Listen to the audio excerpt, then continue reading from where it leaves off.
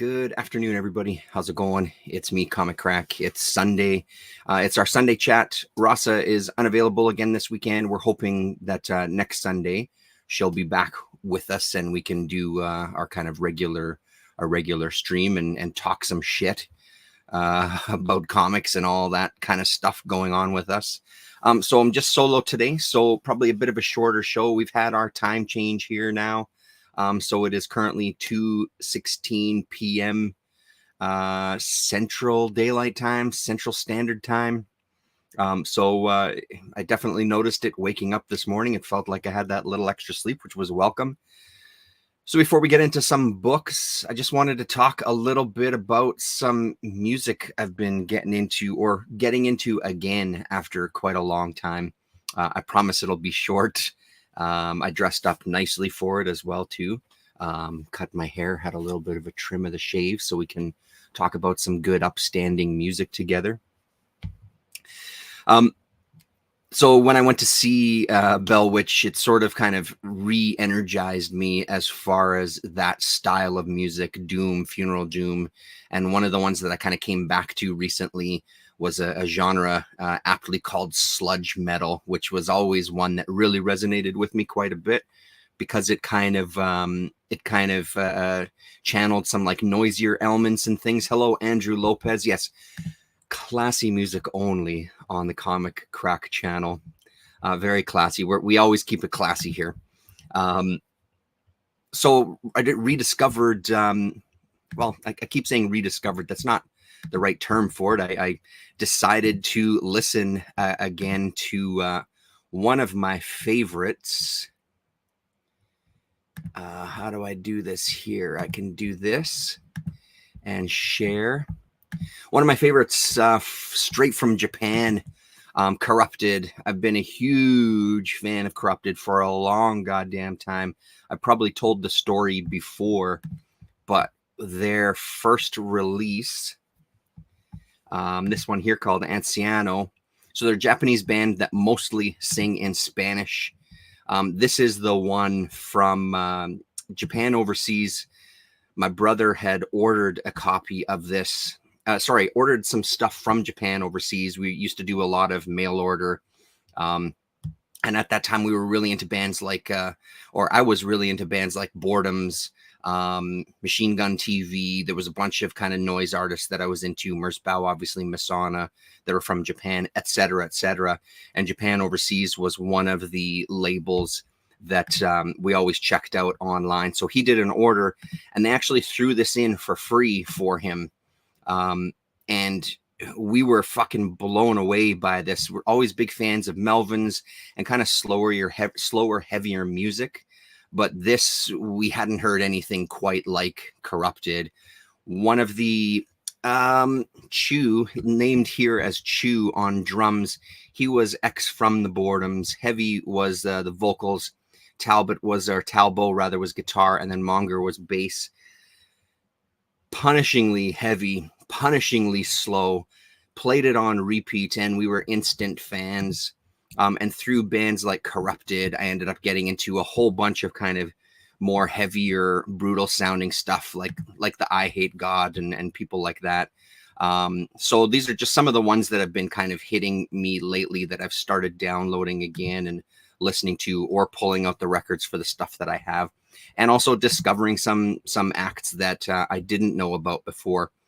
So I think, was this put out on Southern Lord? This is Buried at Sea, original sound recordings, or maybe Hydra Head did a reissue with this or something. I don't remember, but I remember getting this when it came out, this Buried at Sea Migration, and it kind of blew me away. This one actually hasn't had the longevity that I had hoped that it would.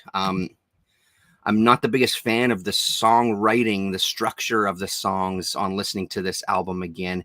There's chunks that I really like, but Neurot recordings is where they did some stuff too, but it kind of hasn't held my interest. I'm going to kind of keep going through with some stuff, but and then just some honorable mentions. Coffin Worm is a band I'd known the name of, but I hadn't really heard anything from. The Bodied I'd heard before, but it's nice to kind of revisit them. Portland, Oregon is where they're based out of. A new one to me was Body Void. And I heard last night, I listened to You Will Know the Fear You Forced Upon Us. It's 2 songs. It is good shit, man. This is a solid album.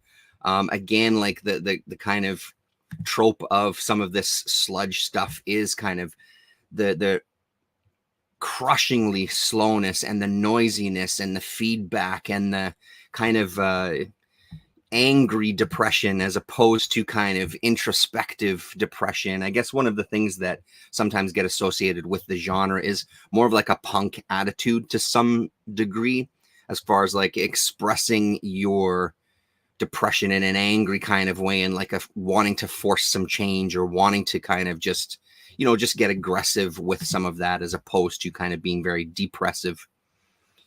Dope Throne from Montreal. A name that I've always known. I've heard some of their stuff in the past. They've been fun to kind of listen to. And again, if you have a band and you're wearing a Corrupted shirt, chances are I'm probably going to like your shit. Dope Throne taking their name from the band Electric Wizard. Band called Indian from Chicago. Lord Mantis. And then I think this Moloch was another one that stood out to me when I heard a little bit of stuff. I don't remember which album I was sampling from. I haven't listened to a full album from Moloch, but there was some really good stuff from the kind of little clips that I've listened to. Anyway, there we go. There's your music for the week. Nice, happy, go lucky music to transition us into some comics and things. So let's start out with stuff that I read last night and finished off today. Stuff that I picked up yesterday. So we'll start here. We'll start with Baker Street. This is issues 8, 9, and 10. This is the rest of the run. It only went 10 issues. There was a sketchbook that came out too. I think there was 2 kind of one-shot books that came out. I don't think they offered any new stories. At the end of issue 10, Guy talks about wanting to kind of continue this as a kind of reoccurring, mini series. As far as I know, that never happened. It ended incredibly strong, but we'll start kind of where we left off last week. I think we read issue number 7. So we have kind of the Ripper storyline going on here, like a Jack the Ripper type of storyline, and how that kind of intertwines in with our gangs of punks. And again, I say it every single time, and I'm going to say it again. Guy Davis's art is the draw here. So now we have the opening of our story where our punks are kind of brought back to the scene again of another crime. This time, one of the police officers has been killed and strung up and mutilated. So this is kind of, it's started to be talked about like this is a copycat. And then there's signs that no, this is our Ripper, another murder from the Ripper. This is kind of linked to everything we've been investigating so far. This was a pretty good issue. This book came out in 1991, I want to say. Yeah, 1991. So for those of you who don't want spoilers to a 1991 book, maybe check back in 5 minutes. Because in order to kind of talk about my feelings about this one, I do have to kind of give some stuff away. One of the punks that's associated, Harlequin is our main character. She's kind of the Sherlock Holmes type. And is it Sharon or Sam is sort of her sidekick. And let me make sure that I get the name correct here. 1 second. There's a Harlequin's partner. Sam is her name. Yeah, so I was right. So Harlequin's partner, love interest is Sam. We found out that Sam is transgendered. And that kind of plays a big part in the story. that I think that it's one of those parts of the story that I think, with the hindsight, while I understand that there's a time and a place for certain things and certain ideas about things, if I would say one thing that doesn't age well with this is how the Sam character is treated in this story. I think the character has potential for sure, but I really feel like the character of Sam, especially once we kind of hit the kind of peak of her storyline, or her subplot, I guess, or actually main plot, because it does tie in directly to the big story. That's where it really falls apart. Thankfully, though, with the final issue, it picks back up again pretty quickly, which kind of shows his ability as a writer, even at these stages of his career. He really knows how to weave a world together. He really knows how to make these characters feel kind of real. So what we end up finding out is Sam is the Ripper, and Sam has an issue with men in general, and that is apparently what has kind of sparked this experiment, or this I guess experimenting with transitioning to a woman, because he is so disgusted with men. He's disgusted with himself. Sam ends up committing suicide in issue number 9 and cutting off his penis. So there's a lot of that mutilation stuff that goes on. And I just found it really kind of weak. It just seemed kind of like a cop-out to what was otherwise kind of an interesting story. And I would like to have seen the Ripper be something else. You could still have the Sam story in there dealt with. But this idea that anybody who wants to present as another gender is doing so because they have some deep-rooted psychological issues with the way they were born is just kind of weak. It feels a little bit like a crutch. And again, I don't know how much that would have felt like that at the time, but I know that looking back, it does. Thankfully, though, like I said, this is probably the weakest issue, because 9 kind of really focuses on that part of the story. And I think that this is where I really started to lose interest. I felt like, man, I was loving this series so much, and I was hating for it to potentially end on a low note. Thankfully, that didn't happen, because issue 10 was an incredibly strong issue, probably the best of the series. But I do also want to point to just Guy Davis when he starts adding atmosphere to his artwork here. In this case, all these rainy scenes. I really feel like that's where his art excels. I love that kind of noise that's kind of happening over top of the art and over top of the panels. I think is really draws me into the story. And even his ability for just some of these kind of simpler moments of establishing scenes, establishing where you are just so well done to draw you into the world and draw you into the universe. I won't show you too much there. And he also does something interesting. So we hear a little bit more about Harlequin's backstory. As she was part of Scotland Yard, she was going to be a police officer. So in those moments, we get this stuff that's kind of presented a little lighter. I don't know if there's like a screen put over top of that, or if it's just not inked to kind of give us that look to really separate it from the rest of the book. But I thought that was a nice little touch. So it was good to get a little bit into her life as well. And then we start to get a peek into one of the girls that have been killed was associated with, the daughter of a politician who's running for office.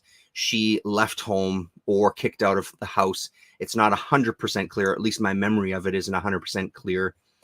And then she ends up being a victim of the Ripper, which leads us back to potentially the father as a suspect. And that's where kind of this issue leaves us. We start to get into this political intrigue. We start to get into this, what are the puppets outside of the politics that are kind of affecting things.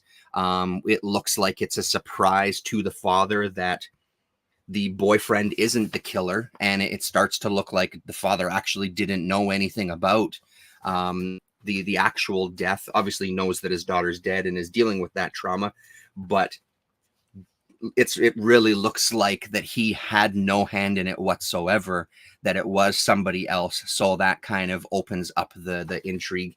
And I mean, one of the things that I do like about this, and that may be because of where I'm coming from personally, I do like the idea of these established systems and then these punk rockers that are, because in one part they go undercover here. You can see Harlequin and Susan, I think is her name, going undercover disguised as kind of officers for Scotland Yard to go and question the father. So I like this kind of underlying theme of trying to affect systems that are in place from the outside, from your kind of punk aesthetic, from your worldview as this punk teenager. You know, try not to get too carried away with that kind of thing in my own head, but it does have some of those feelings for me as far as the story goes. But I really, really like this issue, and it does really end on a strong point, and really has me wanting more, unfortunately, because there isn't any more.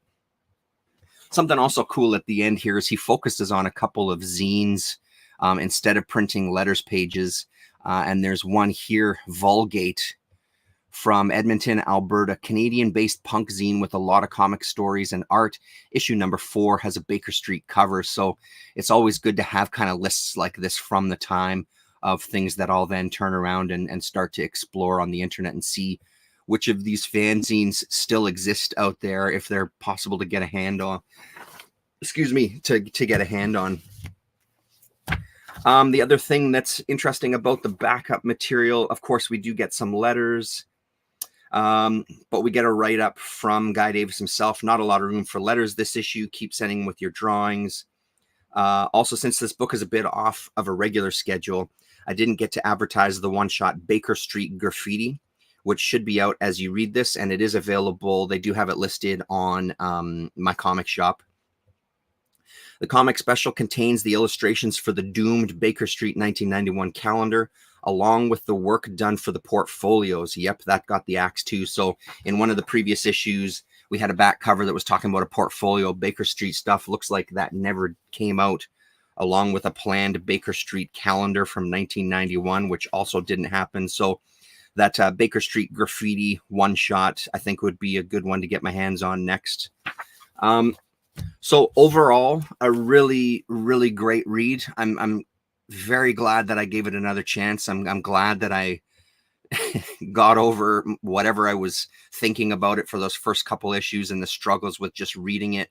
So much advanced during this 10 issues as far as watching a creator grow into a series and do so within even a few issues. It didn't even take the full 10 issues. I would say it maybe took 4 issues or 5 issues to sort of really feel like he was getting his footing and getting a handle on dialogue and getting a handle on how to express these accents with the written word on a page, and really growing into something that was an incredibly engaging reading, incredibly engaging world as well too. So hats off to Guy Davis there. I know you're watching my videos, but I really, truly did love it. And again, it just really makes me excited to get into a lot more of his work there. So there's Baker Street finished and put to bed.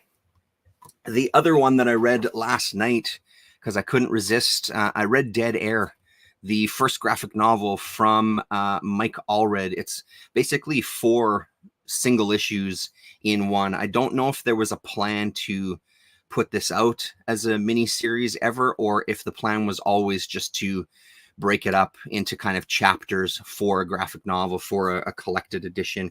This is from Slave Labor, and I think 1989 was the year on it.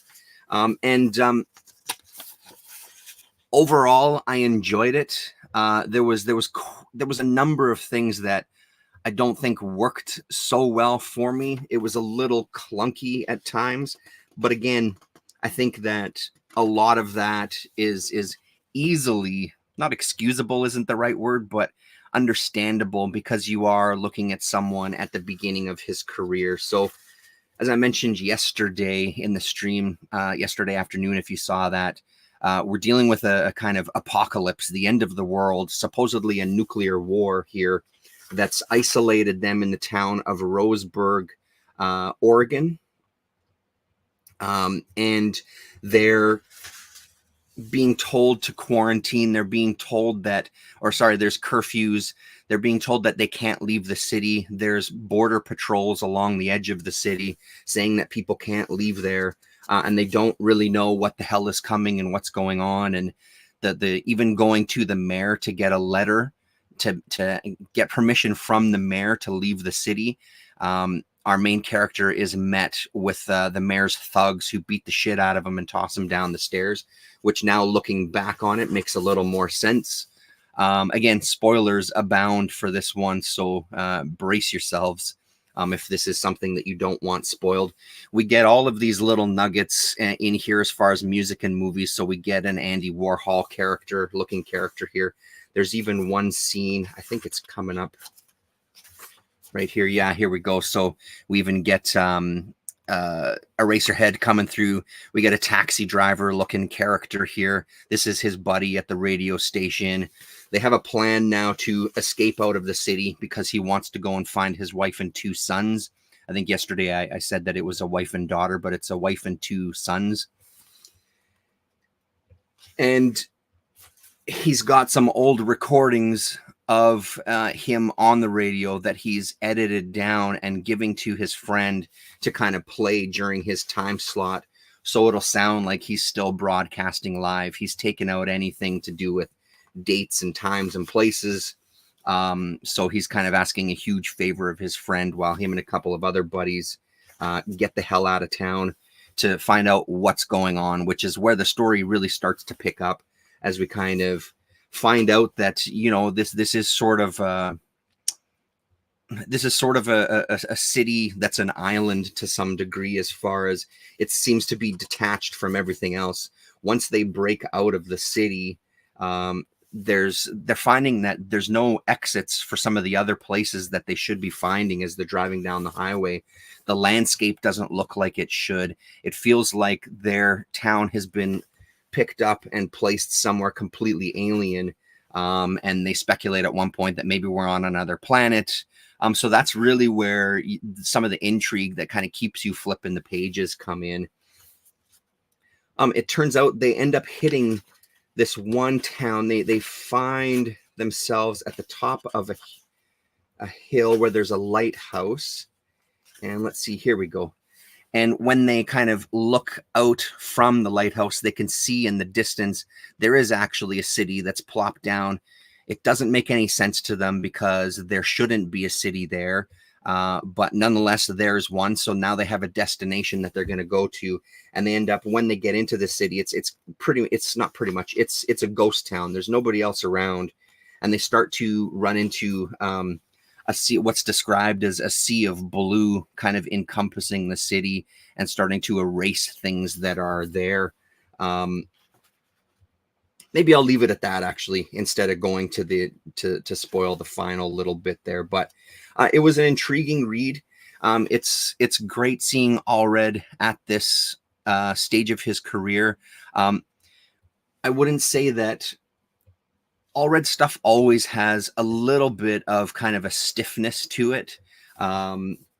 These are characters that are really locked into poses. When you look at a lot of his career, I don't feel, when I think of Allred's characters, I don't think of them as like rubbery or fluid. I do have a feeling of them that they're very kind of static and almost stationary. This even more so, to the point of where there was parts that got a little dull to look at. They weren't really that engaging to look at, but he does have talent. You know, that's maybe the most movement that you get out of a character in this, and even that still looks very kind of like posed and stiff. But boy, oh boy, can you ever see his hand. And I should say that Laura Allred does the lettering in this, and amongst her talents as a colorist, her lettering skills are on point as well too. I really found it easy to read.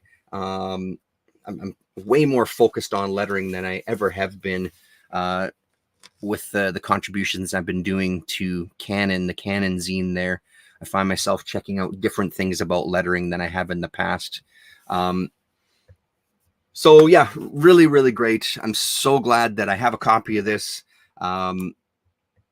hunt it down if you can. I don't know how easy or how difficult this is to find.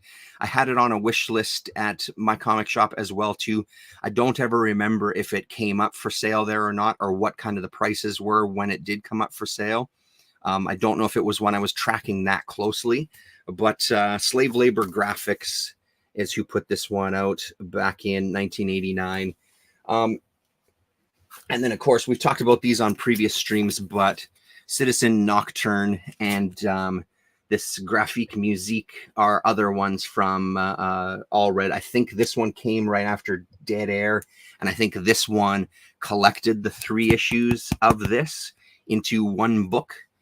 So those are a couple of other early All Red to kind of keep your eyes out for while you're on the hunt. Let's go to this pile here. I read quite a bit, but there's going to be a few coming up here that I don't have too much to say about. So maybe we'll get through those first, and we'll end up on those ones up there. Let's pull these out. This. So we'll go to, we'll go to a couple that I don't have too much to say about. One of those being Doctor Strange. This is issue number 9. This is new stuff that's coming out still. Again, it's still leading us up to kind of the final boss fight between Doctor Strange and General Strange. Clea is back on our side, or the side of good, I suppose. The Doctor has kind of gone to another group to ingest some of this kind of black energy, or this black type of magic, and it's giving him quite the buzz, to say the least. I'm still a fan of this art. It's not it's not the most incredible stuff I've seen in my life, but I do enjoy it, and I really do like the coloring. Again, speaking of coloring, this is Heather Moore that does the coloring on this. Trad Moore's wife, who also did the coloring on False Sunrise there. If I haven't said that in the past, I think I might have. It's a fun enough story, but I am finding, again, by the time I get to this stage of some more mainstream books, I'm rapidly losing interest, and it's just not as engaging. This one did have a couple of issues that I thought were really strong. The origin story of General Strange, that issue I thought was a pretty solid read. It's just unfortunate that they can't kind of keep that level for me personally, because everything that they should write is just for me, of course. So yeah, and I think that's just the way it goes, right? It's just as much as I love the character, I think there's just not stuff that's happening as much lately that I'm as much interested in. My mind is in other places when it comes to what I'm reading these days. So, which isn't wrong or right. It's doesn't really matter. But it is good to kind of keep up with a couple things. I will be finishing this one off. I'm not sure if there's one more issue left or a couple of more issues. I'm not sure how long this is supposed to go before it's canceled and then a new number 1 starts, but we'll see. But that is Doctor Strange issue number 9. Put that there. I sat down and read some Oasis comics. The 4 from Oasis comics that I have, I read them all. So 2 issues of Future Beat. There was a 3rd one that was proposed. Apparently, Future Beat was going to be colorized starting in issue 3. The most interesting thing about these Oasis books is the kind of introduction, or the letter from the editor that starts off the 2 issues. It's a really good kind of timestamp of what was going on at the time. So Future Beat number 1 came out July 1986, and in the introduction, he gives a shout out. I'd like to say hello to all of our new Canadian readers. This is the 2nd Oasis comic to make it to Canadian comic shops. Whispers and Shadows number 1, second printing being the first. He does talk about just the production a little bit about this one. And he also, in the next issue, ends up talking about the time period itself of 1986 and like the crash that was happening with black and white comics. and just kind of their place in it. They obviously had pretty big plans, but as far as I remember, we could probably do this in another window. Let's go to my comic shop. Future Beat. Let's have a quick look here. So it looks like there was only 2 issues, or at least that's what's listed on my comic shop. And Oasis themselves only had 4 titles. Oh, and wait a second. One of the Oasis is from 2006, 2007. So I'm guessing that's a different company at that point. Yeah, definitely. It's called Oasis Studios. So it looks like, according to my comic shop, it's Future Beat and Whispers and Shadows that were the only 2 titles. Whispers and Shadows started in 1984, and it had 8 issues total. So that was the most intriguing part about reading these issues. The artwork in this first issue of Future Beat. First of all, my favorite cover out of all of the Oasis stuff has got to be this one here. I love the colors on it. I love this back cover. The interior art is pretty great as well. It has a real Ms. Tree vibe to it, especially a panel like that. That looks like it's pulled straight from Ms. Tree. So that it had that going for it. The story itself, I didn't find interesting pretty much at all. I was really confused about the characters.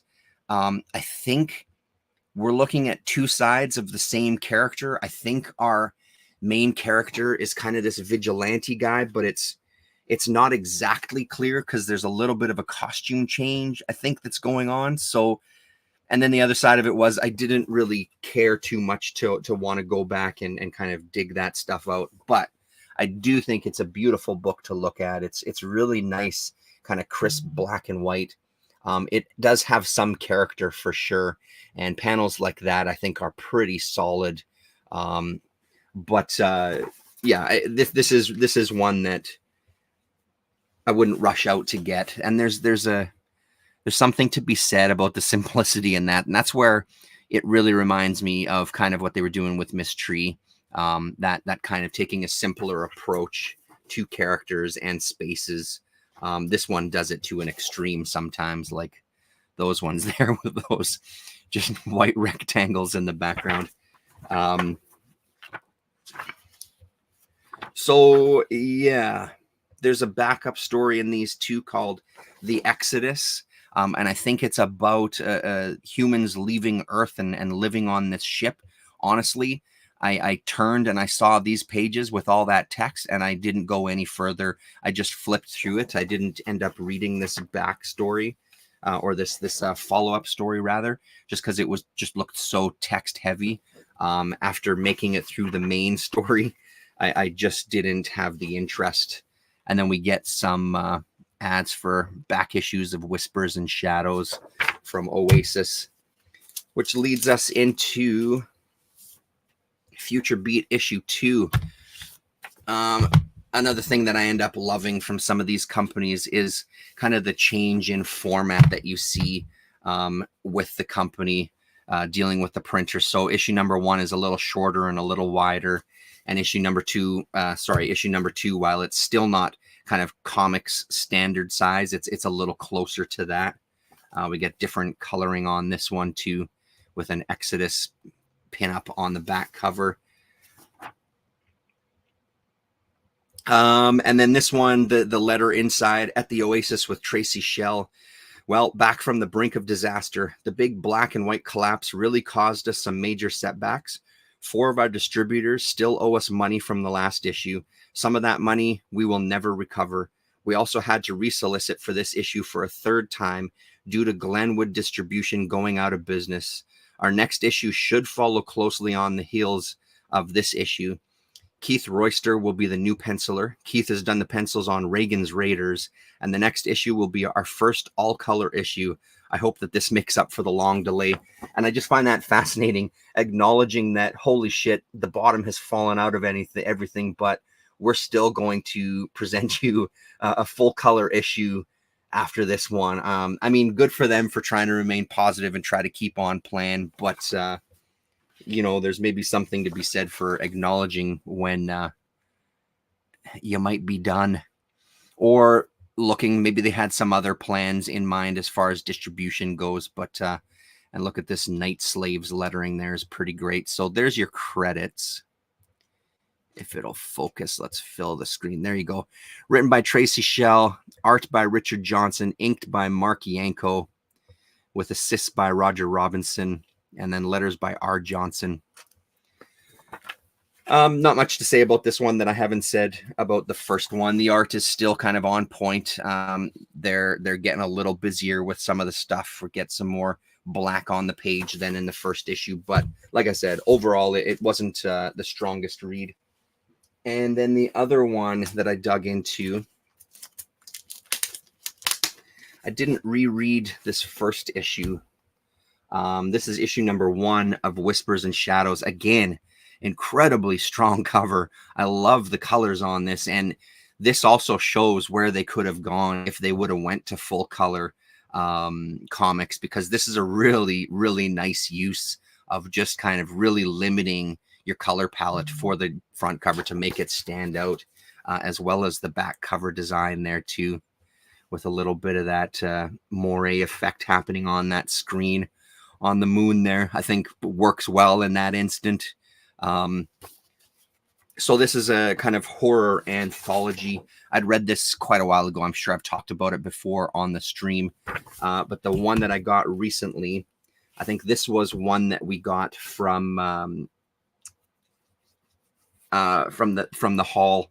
Holy shit. I apologize. I'm completely just fucking blanked. Nate. Jesus. This is from Nate, our friend Nate, who sent the big box of comics. I'm pretty sure that's where this one came from. Issue number 8 of Whispers and Shadows, which I think that was the final issue, right? Is that what they said? Yes, number 8 was the final one. And even looking on my comic shop at some of the other covers, there's some really good looking stuff. So it is a series, and they've actually got a few of them in stock here. Number 7 and 8 they've got in stock for as low as $2.50 an issue. So if you're into checking some of this out, you can go there and pick something up. And it is the same thing that you end up saying about every anthology. Say it with me now. It's hit and miss. There's some really interesting stuff in here. Reggie Byers does a first story here called The Dancer, with his kind of Amera manga type of style. Let's see. So in this one, the Oasis with Tracy Schell starts off well. I was almost certain that I would have to start off this column by telling you that this was the last issue of Whispers and Shadows that you would be seeing, but that is not the case. There will be at least one more issue. That is certain. The long-range plans, however, are in doubt. And this is November 1986 is when we see this issue come out. So obviously that all kind of fell by the wayside as well. So overall, a fun enough read. This first story by Byers was pretty good. This guy who's madly in love with a dancer down at the club, and the darkness that comes from that relationship. Pretty nice stuff. So yeah. Again, it's not bad. Lupus Neath the Moon was a pretty good story too. Again, a little werewolf tale. This guy, the interesting angle on this one is the idea of dealing with it, and this being a generational thing, that this is something that just happens to generation after generation of this family line, and you just have to learn to deal with it. And he's able to kind of keep the werewolf side of him in check, even during a full moon, as far as still having control over who or what he is going to kill to satiate that that need, that animal need. So we sort of follow this character from early days to kind of old age. I think when he's in his 70s or 80s, maybe. We get some just amazing panels like this here. The werewolf standing on top of the building there. So an intriguing little idea. It doesn't go anywhere too far. He ends up as he's getting older, he's losing the ability to control this werewolf side of him. So he's really trying to focus on criminals and homeless people and vagrants and things like that. And his final victim potentially is, turns out this is a guy who's in the same boat. So it's werewolf versus werewolf. But unfortunately, that's where this story ends. I don't know if this was something where they were going to continue it. It does say the end at the bottom there, but it had some intriguing ideas going for it. I would have liked to have read a longer story about it. And then we get another short story there, which honestly I can't remember much of, to be honest with you. I think there's a trial going on, and we get some pin-ups at the back. So not horrible. Oasis stuff is intriguing to me. I will eventually track down the rest of the books. I read Gore Shriek #1 this week. And this is the horror, the infamous kind of horror anthology from Fantico.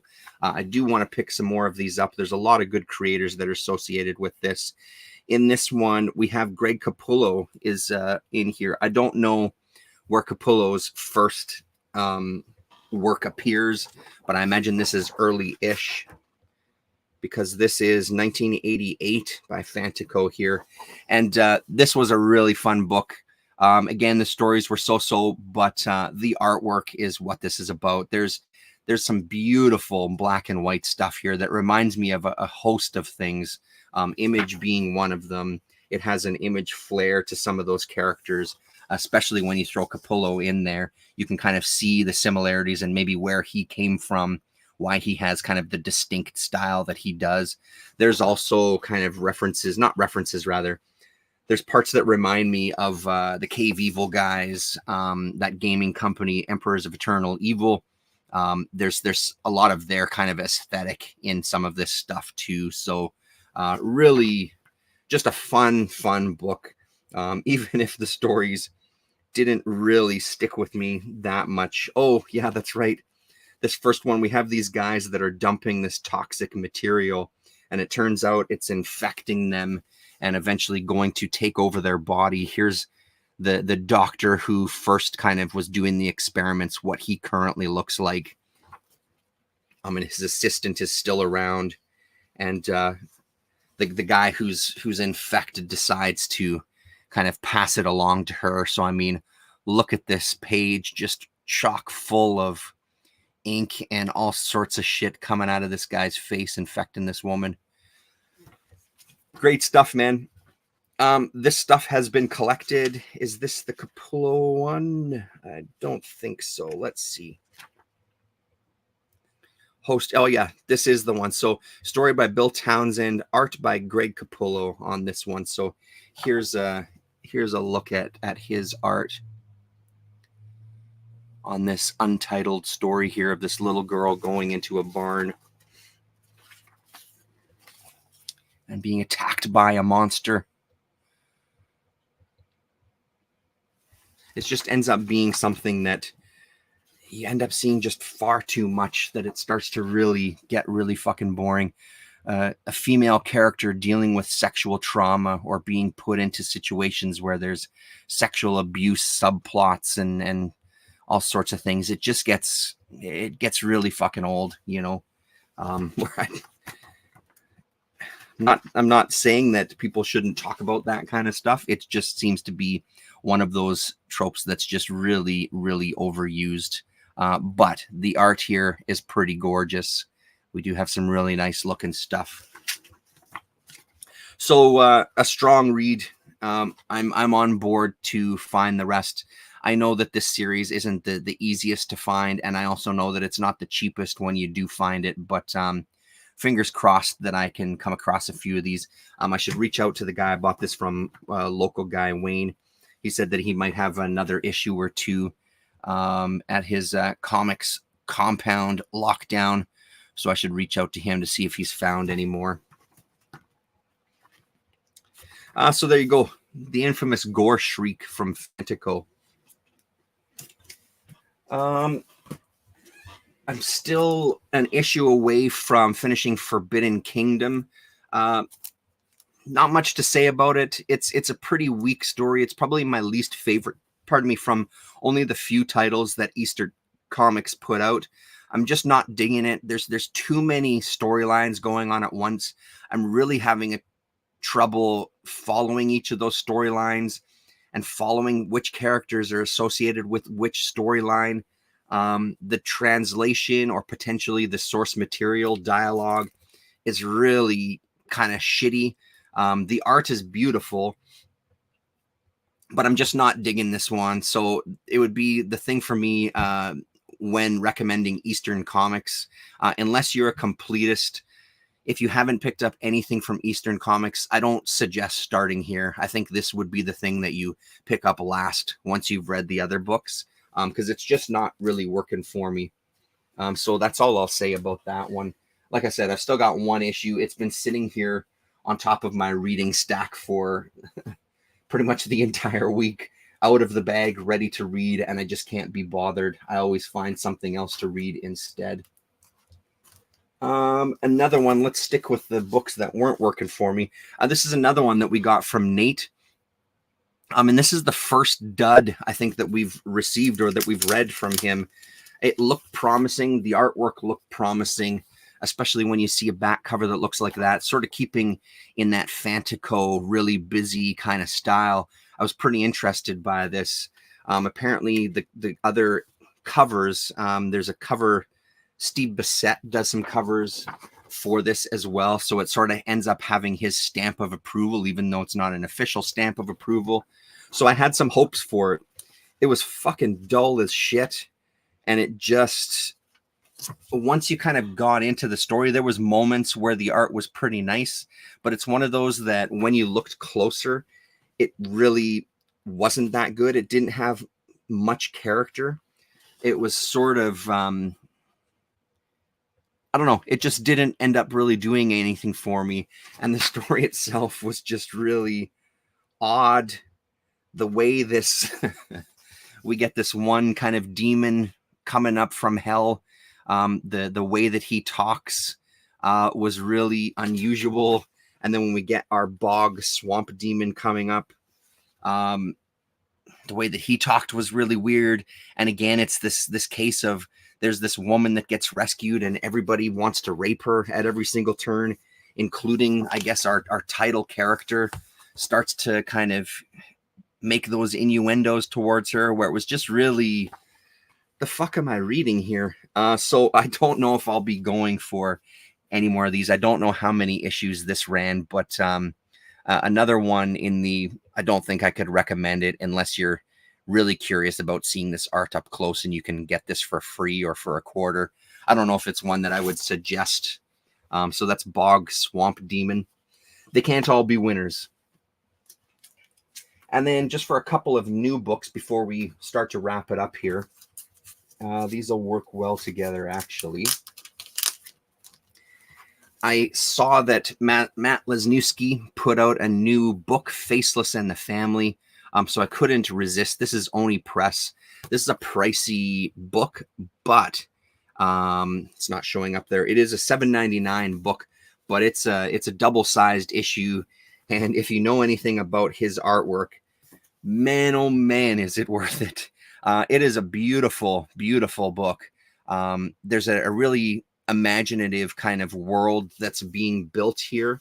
And it starts right from the beginning as our character climbs out of a face that's part of the landscape where he lives underground, and he puts his helmet on and kind of goes walking through the city or this landscape. Apparently, the idea that Lesniewski first had, the first idea that came to him was that this world, I'm going to find the picture because they do show us an image of it. The world that they exist on is in the shape of a hand, and the palm is where most of our characters live or exist. And then the fingers are where kind of the upper echelon of society live.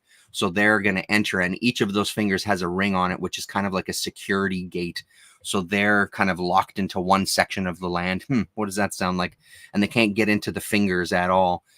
It's really a unique thing. One of the things that I love about Lesniewski's art, there's many things that I love about his art. Let me just say that. But one of the things that I really, really enjoy is how he uses the sound effects and his lettering for that sound effects and how they incorporate themselves into the panels themselves. Yeah, absolutely, Andrew. So that thump there, or the doom at the top. Really gorgeous, gorgeous stuff. Scrolling there, all that lettering there, but the hyper detail, or the not even detail, I guess the texture maybe is a better way to put it. The texture that he puts into the characters and their surroundings and the stones under their feet and their clothing, and it's really looks unbelievably time consuming, but man, is it a beautiful finished product. The pages themselves, I mean, just pull back from that for a minute, and it's an absolute, it kind of in a way looks like a bit of a mess, but honestly, it's not difficult to read when you're following the story.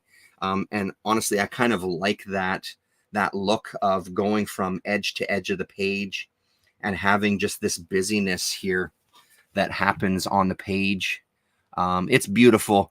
I don't know if I'm sold on the story itself. While Lesniewski is a really great artist, I don't know if he's the greatest writer. There's just, again, it's this kind of clunky dialogue. And again, please take this with a grain of salt. I can't write shit, and I can't even imagine. Well, I can imagine. I have tried writing in the past, and making dialogue sound natural, in my personal amateurish opinion, is probably the hardest thing to do. And I think that's what this suffers from a little bit. The kind of dialogue between the characters doesn't seem natural. It doesn't have that flow. And again, I am by no means saying that shit is easy. That aside, though, I still would highly recommend picking this book up because it's just gorgeous. It's really, really gorgeous to look at. There is going to be a second issue. I don't know how many this is planned for, but there is a promo for issue 2 on the back here. Beautiful. And I realize that price tag is going to be something that potentially puts people off. I'm hoping that at some point there's a collection that's planned for this. So if you want to kind of wait for that trade, those of us that are still into the floppies, I know I'll be supporting this in hopes to get it to that trade space. But if you have the extra money to pick up the singles, I'd say go for it. With stuff like this, worry about a collected edition is always that it's going to be that tight binding, how it's going to be presented, because I think you do end up losing a lot of it if it's not presented in the proper way. Like with this one, you can open it fully and get a nice look at the entire page. So this one is kind of just the setup of our characters, setup of our world, setup of our mission, and kind of introduction to the band that is going to become the family. So our Faceless and his family. Look at that. Beautiful. Yeah.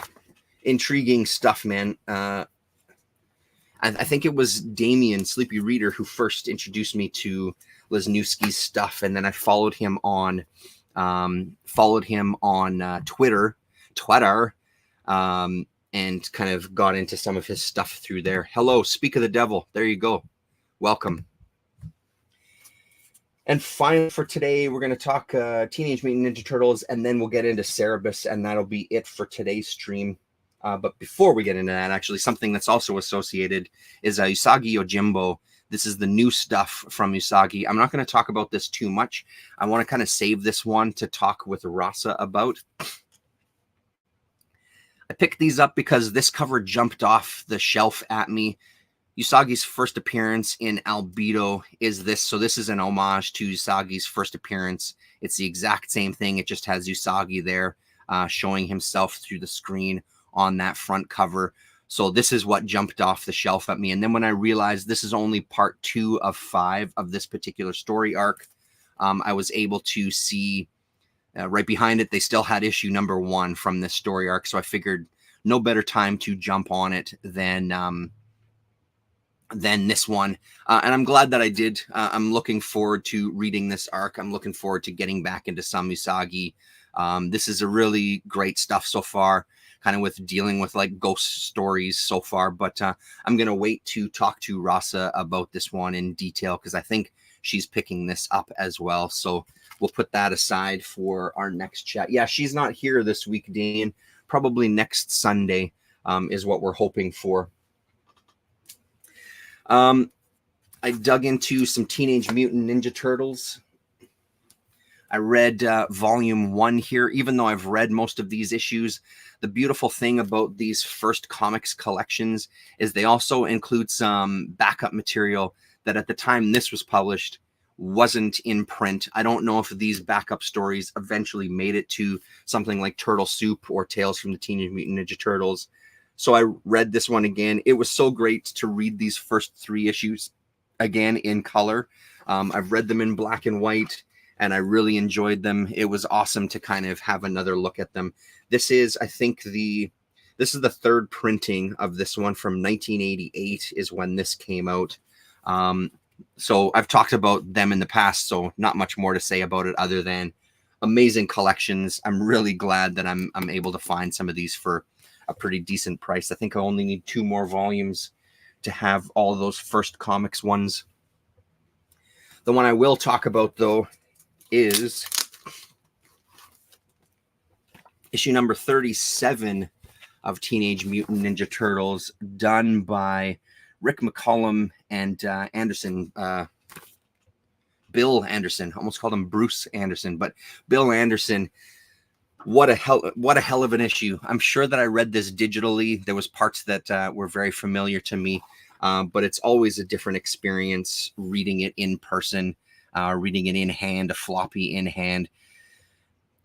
Explores a lot of kind of themes that are prevalent in McCollum's work, that of kind of like spirituality, this sort of otherworldly type of entities outside of ourselves. Beautiful character designs, beautiful work, like stuff there with even with Splinter. He looks so good. So our Teenage Mutant Ninja Turtles are kind of going on a vision quest to get in touch with a part of themselves that they experienced. They do a throwback to some of the earlier issues where they went back in time to deal with their friend. Was the friend called Ren? Is that what that woman's name was called? And how they felt when they're in this prehistoric time, dealing, being in the world with these other creatures. Rennet, R-E-N-E-T. Recall the time you spent eons past with your friend Rennet, how you spoke of it once you'd returned. Do you not feel a sense of unity with that time? Do you not resonate to the heartbeat of the archosaurs? Your enthusiasm lingered for a week. So this idea of the time they spent there and this sort of feeling that they had when they linked themselves to their past as like a species, I guess, basically. So it was a damn entertaining issue. I love the page layouts. I love the artwork so much of Anderson and McCollum. So solid issue. Issue number 37 for those of you following at home. And then finally, for today's stream, what time do we got? Oh, an hour. We're an hour in. I've now fulfilled my duty as a member of Canadian society. I've read the first 5 issues of Jaka's story, Cerebus Jaka's story. So this begins in issue number 114 with kind of the intro, or part 1, I guess. Quite a bit to say about this. Don't know how I'm going to approach this. The first thing is I loved it. The second thing is I'm so goddamn impressed with the pacing in this so far, that how you end up creating a slower pace in a book is a pretty difficult thing to do. especially, yes, a comic book patriot. Absolutely. I finally can put up the Canadian flag in the background. Oh, yes, I am Canadian. Yeah. Chris, welcome. I don't know if you knew that. I am Canadian. I'm born and raised in Canada. So how you kind of end up pacing a comic, I think is pretty masterfully done here. When I come across pages like this with all this text, my first reaction is, shit, that's going to be a hell of a lot to read. It flows pretty well, and I think it's used very well in each of the issues. And once you kind of pass that text, the way each page is laid out with these elongated panels and beautiful, beautiful design, beautiful character design, beautiful backgrounds by Gerhard. An intriguing story. There's definitely things that are referenced in here to previous issues that are lost on me. But I didn't find that so far. I haven't felt it overwhelming that I can't follow the story. This is its own story. There is some history with these characters, but it hasn't stopped me from getting involved in this arc so far. And I'm really, really enjoying it. Again, unfortunately, one of the things we are dealing with is a female character who it appears has suffered some childhood sexual trauma, as well as some other traumas with kind of a caregiver, where she was really injured at one point in issue number, I think it's issue or part 5, I think is when they explore that one. And one of the other things that I'm loving about this are the editorials or the letters from the president. What do they call it? Notes from the president. Again, just helping put it in a time period and talking about some stuff. One of the things that was really fun with this one, where did that happen? Was it issue 116? Yeah. At the back, we have the first draft of first draft of a Bill of Rights for comics creators. So there was a meeting that took place. We've talked about it on the channel before, and I'm sure those of you here probably know way more about it than I do. This idea of creators' rights that was being discussed, especially in the independent comics world at that time.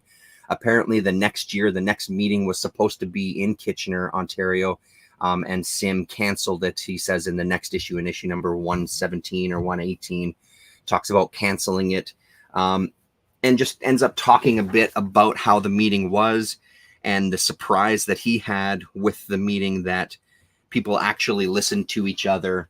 There was a good story of someone who works in kind of like the funny animal genre and how that work is looked down upon by some of the other independent creators. Just kind of how he felt that was unfair, that if we're going to talk about equity, it doesn't matter if my pages, according to you guys, take less time and are less skillful than the stuff that you're doing. A page is a page is a page, and the pay for a page should be the same regardless. And he said, honestly, it takes me a long time to do a page anyway. So that was interesting, and just how that was received by the rest of the group. So I love that kind of stuff. And then the letters columns, I've dipped in and out of the letters columns. I'm going to start reading them closer now that we're well into the story, where the letters are specific to Jaka's story. I find I'll get a lot more out of them this time than these early issues where they're talking about story arcs that I just haven't read. So such a good package of stuff. But honestly, I am so incredibly blown away by his art. It's not that I've never seen it before. I've seen Sim's art a million times throughout my life, but sitting and going through a book and going through his presentation, I'm really impressed with. When I think of something like manga, how quick it is to kind of read through an issue or an entire book.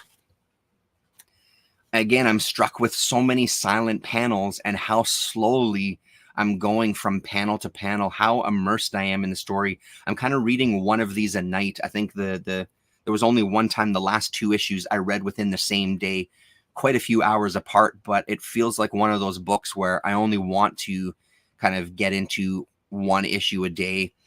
just to let it kind of digest. I mean, look at the lighting in these pages here as she goes to bed, and we're getting the window throwing a shadow on the scene there. Really great. You don't know shit about it. Yeah, I hear that. I feel like I might be on the other people's side. What other people are you? Which other people are you referring to? And the lettering in this one is also top notch as well. So it's beautiful. It's a beautiful package. I'm really looking forward to digging into more of this. Even some of our kind of side characters, this bartender or this owner here, is a really interesting character. Some of these scenes here where we get a little bit of perspective of where exactly they're living and the landscape that surrounds them. Jaka's finally having this moment with Cerebus, who's been kind of locked up in this little room for a couple of days. He's madly in love with Jaka, and he's here to take her away. He wants her to come with him because he's realizing how much he is in love with her. She has a husband. They tried to, the detailed artist side, copy that.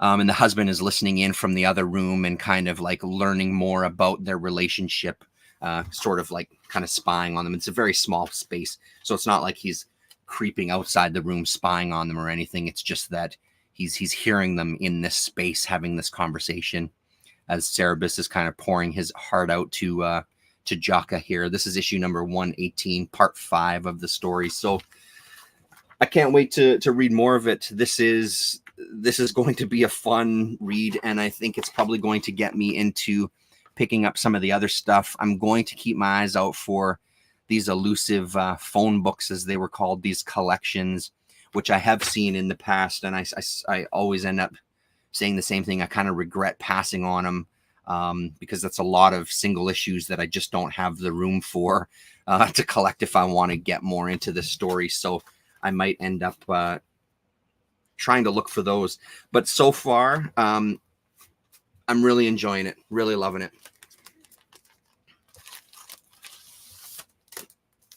That's one of the things that he talked about. Maybe we'll dig into this just a little bit here. That's one of the things that I think he ends up talking about, is that it still takes him time to plot out the story. It still takes him time to plot out a page. It still takes him time because his artistic level isn't the same, and no artist's level is going to be the same as any other one. It still takes that individual time, where it may take someone else half the time to do something. And I think he ended up using Kirby as an example too. Like, Kirby was able to do X amount of pages within a week. Does that mean he should be getting paid more per page? It's this whole kind of idea of like equity and having people on the same level. And it's something that I came across often in the office with the collective agreement. It's this idea of like, you can always negotiate higher, but here's the base level that everybody's going to start on. And if you think you bring something extra to it and you think you deserve a little extra per page, then you should negotiate. But it's this idea of bringing that base level up for everybody to start at, so you can build off of that. And it's the same thing that you guys have seen in the States with the strike, the auto worker strike that got resolved this past week. Some of the things that they won in that strike are fucking mind-boggling.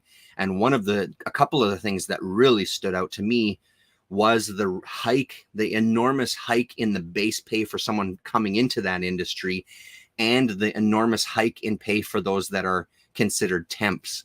I think those are two huge wins, because if you have that gap is so huge. Why would you keep the older, more experienced crew or people when they're going to end up costing you a lot more money?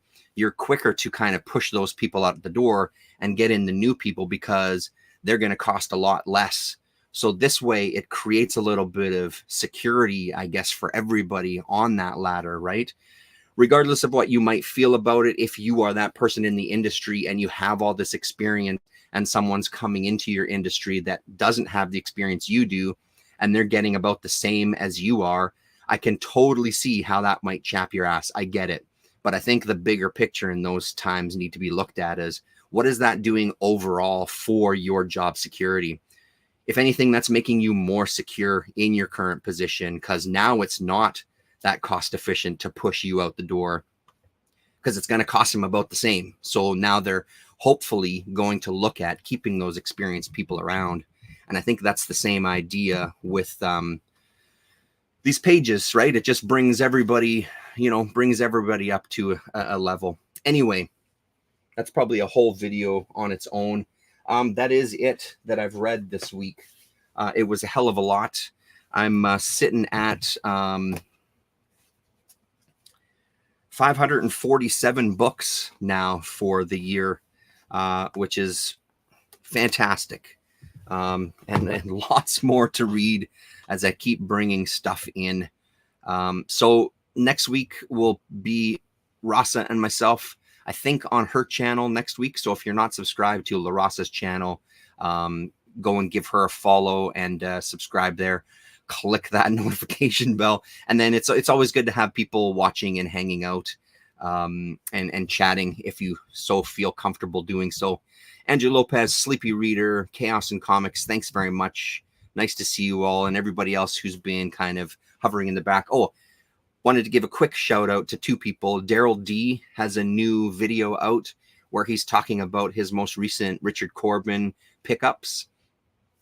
That's well worth looking. He's getting into some more of the magazine stuff that Corbin has done.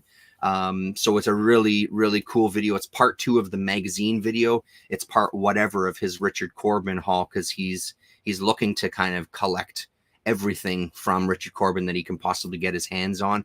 Darrel's a great guy. He's here in the chat sometimes weekly. Subscribe to his channel. And then Pop Comics. I subscribed to Pop yesterday.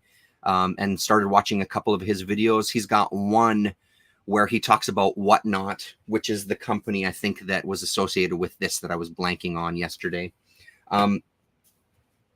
He got a haul of Mobius books for fucking unbelievable cheap price. So much so that he felt a little guilty and ended up buying more from that person during the Whatnot streams because he felt kind of like, holy shit, I should give you some more. I feel the need to give you more money. Pop, I think Pop's Comics has a comic shop. I'm not 100% sure.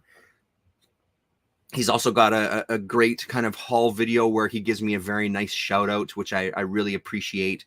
So right back at you, Pop. Go and check out Pop's Comics.